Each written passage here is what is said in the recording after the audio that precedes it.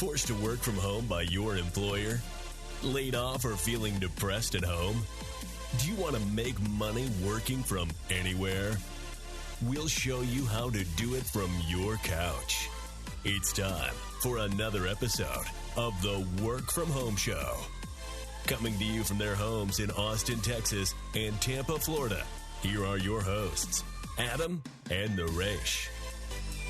Welcome back to another episode of the Work From Home Show. Homies, homegirls, homeboys, home trans, and my number one homie, Adam. What's up, my man? Oh, just living the life. Watching a movie on Netflix before this, and probably going to watch something later after we're done recording. Well, so, yeah, living life, Netflix, Netflix and then chill by myself. Yeah, well, there's a lot of Netflix and chilling right now. I got to tell you that. There is a ton of Netflix of chilling all around the world. And I, along with apparently more than 100 million people around the world, they're estimating that it could be close to 200 million people. They don't have, by the time this lockdown is all said and done worldwide, it's definitely going to cross 200 million people. But they're saying that over 100 million people definitely have watched this show on Netflix. Have you heard of it, Adam? Tiger King? Yeah, I was going to say it has to be Tiger King. That's all. Yeah. My entire Facebook is Tiger King memes at this point. And I got to tell you, Adam, the reason why this is on my mind, I saw the show, and it is absolutely ridiculously must watch. Like, I wouldn't expect a show. I mean, there's nothing special about it, and I wouldn't expect a show like this to go viral. But it's like, oh, we're on lockdown. Let's watch Tiger King. And that's captivated the entire world. And for the listeners who don't know what Tiger King is, it's a show about I guess you can say a gay zookeeper. That's the mildest description of that man I've ever heard. Okay, he's actually he's a gay redneck zookeeper. I guess that's what he is. And that's what he calls himself, a gay redneck. By the way, do you know the difference? I learned watching that show the difference between a redneck and a hillbilly. I never knew the difference between the two. No, I don't. Oh, you don't? Okay, so know. A redneck, apparently, they're both geographically based. So a redneck is from the South, and a hillbilly is from the Appalachians or the Midwest. That's really the only difference between the two. And there's another show that people have been binging called Ozarks. And there's a scene in Ozarks where somebody calls this elderly family, they call them rednecks. And the elderly family was like, they took so much offense to it because they're apparently hillbillies. And so they ended up killing that person, called them the rednecks. But anyway, this show I can't believe it's gone viral. I just can't believe it. And the reason why I bring it up is because this is what people are watching. They're stuck at home working. And when they're taking their breaks, they're watching the show Tiger King. That's what they're doing. I won't be surprised if our listeners have all watched it. If they've listened to us on the Work From Home show, I guarantee you they've watched Tiger King. Yeah, my favorite meme for it, this kind of summed it up for me. I haven't watched it yet. Aaron has. Tiger King, it says it's a little picture of Stefan from Saturday Night Live. And you know how he has, this club has everything. It's Tiger King has everything. Tigers, lions, murder, a gay redneck, thruple, so three people, a one-armed lesbian, alligator arson, mullets, pizza made from expired Walmart meat, a zoo-based sex cult, a crazy cat lady, and country songs about tigers and gay love. And it's like, and I'm only on episode 3. Yes. I mean, it just gets crazier and crazier because initially I thought this was like a made-up, before I watched the show or even looked it up, I thought it was some like made-up, fictionalized TV series. And then I started watching it and I was like, no, this is real. This is all 100% real. And the main character, or he's not a character, he's a real guy, Joe Exotic, he's got 2 husbands, so he's a polygamist. But it turns out both of his husbands are not gay. They're both straight, so they both leave him for women even though they were married to him for many, many, many years. Like when I say many, many years, I say 10 plus years. And it's just interesting because Joe, I guess kind of like a lot of divorced men, he goes for the young meat. You know, he doesn't go for like the guy his age. He goes for like the 19-year-old boy and he marries him next, you know? Why does this have any impact on our show? So as the show has taken over the work from home life really all around the world. And I've actually been getting emails, and not emails, but text messages about Tiger King. Why would I be getting text messages about Tiger King? Because half the show is based in Tampa Bay. And it's actually kind of like a murder mystery in a sense. It's a really weird murder mystery. And I'm on the board of Hillsborough County Sheriff's Office. So a couple of people texted me after watching the show, and they said, "Hey, you know, I'm working from home, and I saw this documentary, and you know, Tampa's all over it." And none of my friends, when I moved here to Tampa, I didn't know anybody. I knew nobody. So my friends, when they see Tampa anything, I'm the person who they text. I'm the person who they call.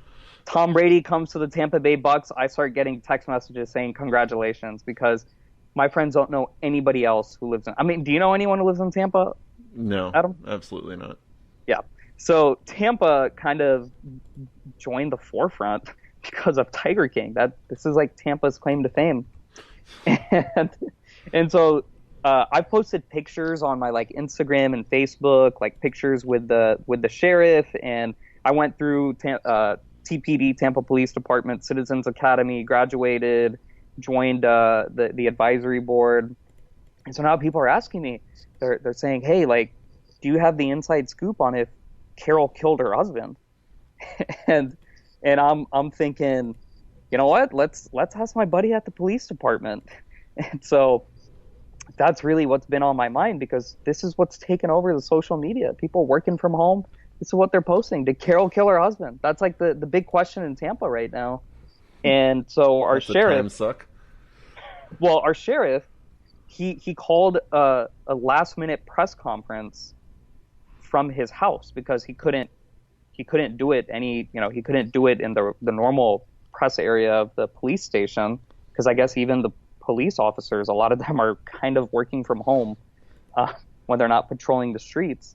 So he called this emergency press conference after he watched Tiger King. So he finished it like last weekend, and then he calls this press conference, and he makes the reporters stay at least 8 feet away from each other, and he starts sharing like the full rundown on the investigation into Carol Baskins, who's one of the main characters of the show, and the murder mystery, and did she kill her husband? And he basically debunked everything and said, look, this is just a Netflix show, and it came out at the right time. Like it legitimate made, I don't know if this is true, but Netflix was planning to release it later in the year, but because kind of like our show, Adam, because of what's been going on, they're like, we need to get this show about the gay redneck out so that the entire world can watch it ASAP during this huge global crisis. And good for them. They've gotten close to 200 million people to watch it. And the sheriff came out and basically said, look, it's just a show. We've got nothing more on Carol. A lot of the reporting has been unfair to her family. But he also said, we're opening up the tips. We're opening up the lines. If anyone has any additional tips, please share it with us. So I wanted to share that with all our work from home, with all our homies who are just dying to know whether Carol killed her husband. That's the latest inside scoop I have from Tampa Bay about the Tiger King. You're not going to get this anywhere else, folks.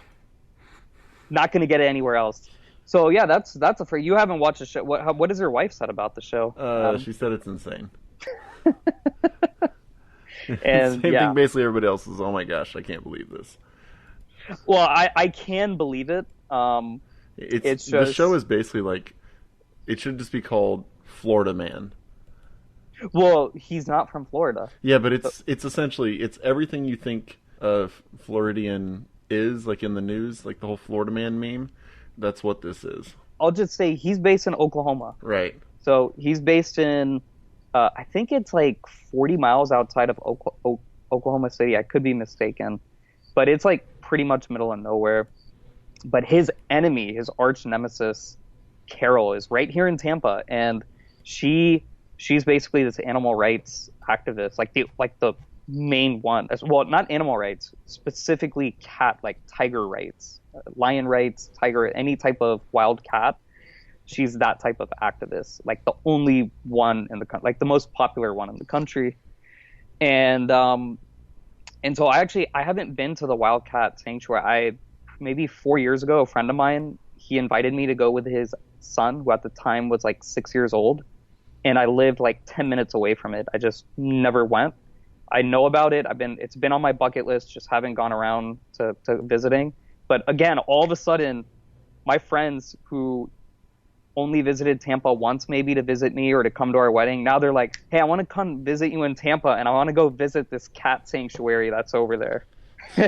It's like, the donors for that thing, it's a nonprofit. The donors have like skyrocketed, even though it's bad PR for Carol and her nonprofit. But they've skyrocketed. Her like Facebook likes have doubled from like 1.5 million to 3 million. It's like, good for her. Bad PR, but hey, any PR is we'll take that type of PR for our show, right, Adam? Yeah, I don't want to have the same subject matter going on, but yeah, we'll take that kind of PR.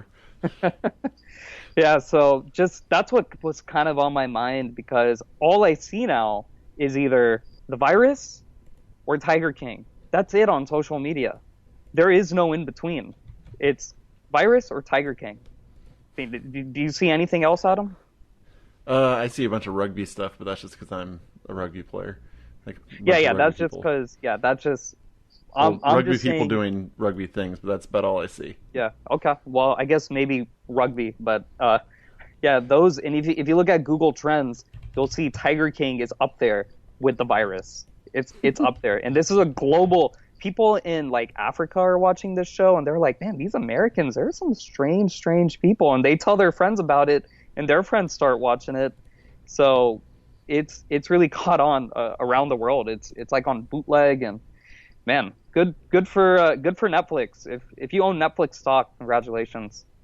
But the next thing I want to talk about, this is kind of like a mailbag, just banter type of episode, but we got an email from actually a friend of mine, and I thought it would be worthwhile to plug her Instagram handle, and to also encourage our listeners, if you have anything work from home related that you want to share with us, like if you started your own business, if you started a new hobby like from home, whatever, and you want to share it with us and you want us to read it on air, reach out to us. hello@workfromhomeshow.com. hello@workfromhomeshow.com. So yeah, a friend of mine, her name is Saloni. She said, my Instagram handle is Saloni, Saloni, Jane, Jain, RDN, as in like a registered, not registered, but like a dietitian, a licensed dietitian. Saloni Jane RDN. She said, I'm a registered dietitian and I am licensed to give nutritional advice. My Instagram handle, I've been doing a lot of work on Instagram since working from home to help people cook and prepare healthy meals. So I actually checked out her Instagram, and she posts recipes on her Instagram because she wants to help people who all of a sudden have to start cooking from home. She wants to make sure that they're eating right. So she's really started posting like a recipe and a picture every day to help people as they continue to work from home and be healthy and eat healthy. So thank you, Saloni, for sharing that. Any thoughts, Adam? No, I agree with you on the whole, if you've got a service that can help people, let us know. We'll let them know. Happy to pass it along. Yeah, so the next thing, this another friend of mine, so his name is Chris. He called me the other day. So you know it's serious. So you know it's serious because he called. He did not text, he called. And he said, and this is very relevant to what you brought up earlier on an episode, Adam. He said that a hospital system in New York contacted him and basically gave him an IT contract that pays just as much as his full-time job. And so they got in touch with each other, and he said, "Hey, I got this full-time job at this company in Tampa, so I can't work for you guys." And they said, "We'll give you a contract as an independent contractor because their hospital systems as a lot of the listeners know, New York has been, we have international listeners, so they may not know this, but the state of New York has been the hardest hit when it comes to this virus. Like it the now epicenter of the United States. Is Corona. The absolute epicenter. Like the hospitals are, it is just complete chaos in the entire state of New York, not just New York City, Manhattan, but you go upstate to like Syracuse, Ithaca, you go to the middle of New York, you go to like the Finger Lake. It's just absolute chaos across the entire state of New York. The number of cases they have. Do you know how many they have now? I know they've had I want to say like as of this recording, they've had about 900 deaths. And that number is just continuing to go up. And look, by the time this episode's published, they'll probably have, I mean, they could have at least 50,000 cases by the time this episode's published. So anyway. Citywide in New York, they're already over 50,000. Oh, they're already over 50,000 Yeah. cases. Okay. So here in the United States, again, for our international listeners, you can only be admitted to the hospital if you're showing severe signs of breathing issues. So even though you might have it, that doesn't necessarily mean that, you know, it's a terrible, horrible case and you have to go to the hospital. So like the people who are going to the hospitals in New York, these are people who have the breathing issues. And so they don't have enough beds. They don't have enough doctors. They don't have enough nurses. It's just a complete cluster there in New York. Complete cluster. So my friend somehow, one of the hospital systems in New York got in touch with him. I don't know how they randomly got in touch with an IT guy in Tampa, but they said, look, our IT systems, like, they're also kind of screwed up now. It's not just the medical stuff, the beds. It's everything screwed up. Yeah. And so they said, we will give you a 3-month project and we'll pay you this much amount of money as an independent contractor, and you will manage a team in India. So they already have the folks in India. They said, you will manage that team. And so they were just desperate. And my friend called me and was like, hey, I've only had a full-time job my entire life. And they're like really desperate and they upped the pay. And I was like, I didn't even ask for them to up the pay and they still upped it. And then I told them I have this full-time job. So they lowered the number of hours that I had to work. So I'm like, dude, you're like a master negotiator. He was like, I didn't even negotiate. They did this for, like, they're so desperate. They did this for me. And so he was asking me, you know, how do I do this? Do I need to set up like an LLC or something? Is this something I should even do? So absolutely. I think, so I told him, I said, dude, do it. Absolutely do it. And he said the same thing that we've been saying on our show. He said, I only work about 2 to 3 hours a day at my full-time job as an IT director for a big healthcare company based out of Tampa. And so he said that he told this New York hospital group, he said that, look, I can only put in 2 hours a day, 7 days a week. Because they said, look, we're going to need you. This is not like a Monday through Friday type of thing. Like, yeah. You're going to have to put in some work on like Saturday, Sunday. So he basically was like, I can only put in about 3 hours a day. And they said, yeah, that's fine. And so he got, I think he accepted the role. And he told me, he was like, dude, like, holy smokes, this is, like, he said he's making so much money with his full-time job plus this new gig, this side gig that he had. And my advice to him, because he called me really just kind of coaching him through the process long term after the 3-month contract ends. Can he continue? Should he continue? Could he? And I told him, I said, you should just continue with this arrangement. This is credible. Keep your full-time job. Do this on the side if you're only putting in 3 hours a day, 7 days a week. And as far as setting up his business goes, he said, like, should I set up a business, like an LLC for this? And my recommendation, you should first check with your tax advisor. But in my experience, you should only do that, if you're going to be making more than $50,000 in like side income that can go. Yeah, that's what my CPA told me. Yep. So $50,000 minimum going into that business entity. And number two, if you know, you can never know, but if you're confident that your business or this business entity will continue as a going concern and that you're going to continue to have money coming in, making at least $50,000 a year moving forward. So he said he didn't know. He was like, look, it's a 3-month contract. Like, they could just tell me that they don't need me after 3 months. So I said, okay, then don't do it. There's no need to go through the process, it's almost like a $700 payment if you include the payroll tax and the other taxes that you have to pay, the management fees, the setup costs. So I said, right now, this year, April, we're already in April, don't do it. But once December rolls around and if you can get them to guarantee like a 1-year contract paying, you'll know that he's definitely going to make more than 50 grand as doing this side gig. Then yeah, go ahead and set up the entity as soon as you can.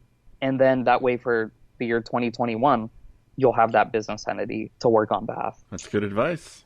Yeah. So I just wanted to share that because, look, there are some, and I think I brought this up earlier, IT, technology, information services, they're doing extremely well. They're still doing just fine throughout this shutdown, throughout this economic. I mean, we are absolutely in a recession now, and we could technically go into a depression. We'll see how the April unemployment numbers come out, but we could statistically go into a depression. Yeah, but there are it's going to get ugly. Well, it already is ugly. It's going to get uglier. I mean, they're expecting the unemployment rate to go above 30%. They're expecting at least 30 million people to file for, or already unemployment claims they had. It was already 6 million. Yeah, it was already 6 million, but they're expecting that to go up beyond 30 million by the end of May. So keep in mind, the United States has 325 million people or so, somewhere around there. Mm-hmm. So that right there, unemployment rate of 30% of 320 million, we're talking over 100 million people. Well, you'd be more 30% of like 150 million because there's only like 150 million adults. That's true. That is true. That's still a ton of people. That's still a ton of people. Yeah. Yep. 4 to 5 million unemployed. Yeah. But just a great success story of getting that side hustle during this time. And I asked him, because I think our listeners might be wondering, how the heck did this guy get the deal? And so that was my first question. How did you get this? And he actually said he saw a job posting. So like somebody posted on Facebook through all this Tiger King fluff that you see on Facebook. Somebody posted like, hey, like the state of New York is looking for IT professionals who can help with hospital IT systems. And he just like filled out an application and then they called him the next day and interviewed him and boom, like done. Like that's all it was. Nice. So if you've got the skills, people, time to utilize them. Yep. So that's that. The last topic I want to talk about, Adam, and this goes into we've talked about this before, but it's now kind of in the limelight. So this CARES Act, which you're probably familiar with, the federal government passed the CARES Act to help small businesses basically make payroll, pay their utilities, keep the lights on. And again, seeing on my social media, I have several banker friends, like commercial banking friends, and they like run bank branches. They're like the people in the bank branches who will give you the money or manage. Really, they're higher up, so they manage everyone who works at the bank branch. And they started posting, please be nice to your banker today. Like, today's a very stressful day. It's insane. And I'm thinking to myself, like, why are these people even working today? Like, I get that the CARES Act opened up, but shouldn't this be automated and systematized and digitized so that people just go online and fill out the application? So that's why I just got thinking, because I myself have applied for these. I own two different businesses officially. And so I applied for both of these programs for two of my different businesses. And it literally took me 5 minutes to fill out each application. I'm not even making that number up. Bank of America is one of my banks, and you just log in to your username and password online. You just log in and there's a link that says click here to apply for the CARES Act. Click it and you just fill out the information. It's like a one-page application. You just fill out your standard, your name, your social security, your bank account information. Well, you're already logged in through your bank account, so they already have it. And then you hit the submit button, and then they just go in. I don't know if it's a computer or if it's a person, but because you did it through your bank account, they go in and they run a quick overview audit of your financials to make sure everything runs right. And then they get back to you on what you qualify for.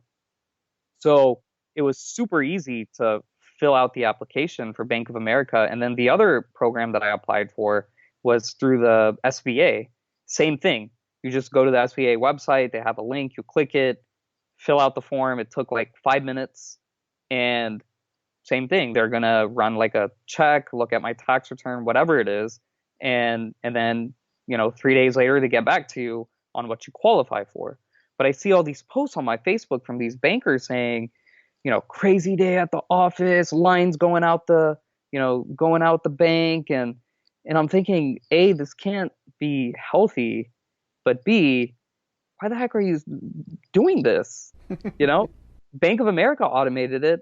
The U.S. federal government automated it. The SBA automated it. So what's going on here? And that just got me thinking, those banks aren't going to make it, Adam. They're not going to make it if that's a way that they run their operations. I don't know about that. It takes a lot. I think we found out during the financial crisis, it takes a lot to kill a bank. So I should be clear what these banks are. These are banks that you've never heard of, Adam. They're banks that our listeners have never heard of. In fact, most people in Florida haven't even heard of these banks. So okay. So these are, I'm not talking about your Wells Fargo's, Bank of America. This isn't FDIC insured stuff we're talking. It's just. They're like your local community banks. They are corporations. They are publicly traded. Yeah. They are publicly traded, but they are not your online banks, and they are not your, Wall Street banks. Yeah. And so just the idea to me, because look, I told you, I've got some banker friends. And they'll hit me up and they're like, hey, can you open up an account? And the first question I ask is, how much money do you guys pay to open up the account? Because, you got all these deals from these banks. You open up an account with SunTrust and you get like $300. Open up an account with Chase and get, $200. I think every single bank account I've ever opened up in my life, with the exception of the ones that my parents opened for me when I was still a kid, every single one I got paid to open up the account. Even after my wife and I got married, we opened up our joint account and we got paid, like $300 to open up that account. I've opened up several the online banks. So like Synchrony, Green Dot, CIT, these online banks are just crushing it because they pay you to open up your account. And then on top of that, their savings rates and their CD rates are, in some cases, they beat the stock market. Especially now. So right now, yeah, their rates beat the stock. But I will say their rates are pretty low. Like inflation will reduce your returns because obviously the Fed reduce the rates and rates are low across the board. But I was making like 3.5% off a CD at my Synchrony bank. That's amazing. Good. Yeah, that's really good. And so my friends at these banks will be like, oh, yeah, can you open up a savings account or a checking account or, just do any business with us? First question, what do you guys pay? And they respond back saying, oh, we're not one of those banks. Our business model doesn't support such programs. So I'm just honest with them because I've got a lot of different bank accounts, a lot of different mortgages from different banks, different mortgage lenders. And so I told him, I said, I can't just open up an account to help you out. Like I'm not in that position. And if you guys paid, the $200 to open up the account, absolutely. Like I'll open up the account, give you some business, but there's no incentive for me to open up the bank account. And on top of that, you can't open up the account online. I have to go into their branch and talk to one of their people. And so then I was thinking, before all this virus stuff, I'm like, man, who still does this? Who does this? And now with the virus, I see them posting on Facebook, please be nice to your banker today. And I'm like, why did your CEO did they not hire the proper IT people to get your systems up and running so you could take applications online? Like the bankers at Bank of America, they actually had a really chill couple of weeks, because it's like, oh yeah, our IT department is just going to automate it online. So we can just kind of sit back and we can focus on what actually makes the bank money, which is, the loans, the home loans, the mortgages, the credit cards, whatever it might be, the investments. They can continue to focus on the core value of their business. And so I just thought this was relevant to work from home and to really the changing of many, many industries, including banking. Because if you are a bank that hasn't set up those processes and those systems so your employees can do their job at home, or so your customers can apply for a loan at home instead of having to come into your bank, or having to call, even having to call your banker and set up a meeting to go over the application. If you haven't set up your processes and your system to do that, like I said 5 minutes ago, Adam, I don't think these banks are going to make it. I don't think they're going to make it. Yeah, if your business isn't ready for this, now's the time to really get cracking, to make sure that when this, or actually during this time, you can turn it around and, don't wait. This is the time that you need to be figuring out how your business, if you have one, can survive in this environment. Because like we've been talking about the whole time, this environment isn't going away. So you've got to figure out how to make it work. That's just such an archaic profession. The idea of like having a personal banker who's going to help you open up a credit card or open up a CD. It's so archaic. And look, we probably have some bankers listening right now, and I'm just keeping it real with you guys.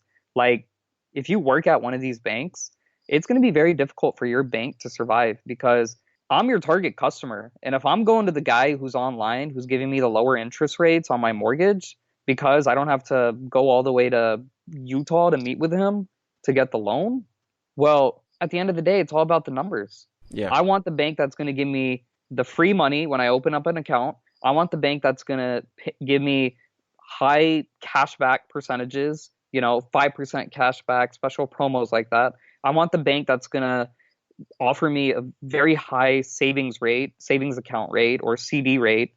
That's what I'm looking for. It's all about the numbers. And on top of that, I don't want to leave my computer and have to drive somewhere to open something. I want to do everything from behind a few keystrokes. So if you can't offer those 4 things, best of luck. Yeah, that's about the best thing you can tell them. Yeah. I mean, especially in that industry, it's all about numbers. Like, there's no personal touch to banking. I mean, unless you have a business that's like a specific, like, it needs a personal touch and you can't do it that way. I mean, just the way our society is, the way it's all geared, it's just straight numbers. I mean, that's just... Well, just think about it, Adam. You bring up the personal touch. It used to be that way in the 80s. It used to be like 80s, 90s. Because you had to. But the ATM was... Because your banker would literally give you cash. Like, if you needed cash, you go to your banker and you're like, hey, I need, $50. And they give you cash. And here's the personal touch. Here's your $50 bill, kind sir, right? Well, the ATM came out, and now no one gives a crap about their personal banker giving them cash. They just go to the ATM, quickly put in their PIN, and boom, the cash spits right out. And that same idea, that same principle is going to be applied to the loans, the savings accounts, the CDs, to all these different products that banks are offering, stocks. Before these mobile apps, before the online brokerages, you depended on your broker to trade the stocks for you, to put in the orders. Now you just kind of do it yourself. And so, look, if you work in that industry, just continue to listen to our podcasts, continue to get ideas, because I'm telling you right now, that industry is screwed. It's absolutely screwed. And seeing these Facebook posts on my newsfeed about, I just couldn't believe that this is the way banking is still done. I couldn't believe it. Could not. I mean, Adam, do you know how many people have applied for these programs? They're expecting millions and millions of Americans in one day, Yeah. if not tens of millions, applied in one day for these programs. There is no way a tiny little community bank is going to be able to handle even 100 customers on that one day. There's no way it's going to happen. Well, they'll go somewhere. So that just about wraps up our episode. Just wanted to share. I mean, we talked about some really, really random topics, all relevant to work from home. But hope you enjoyed the episode. Go to our website, workfromhomeshow.com. Get on our mailing list. Get a free copy of my book, 50 Shades of Marketing, if you get on our mailing list. Reach out to us. Like I said earlier, hello@workfromhomeshow.com. We want to continue to promote you guys, promote your businesses.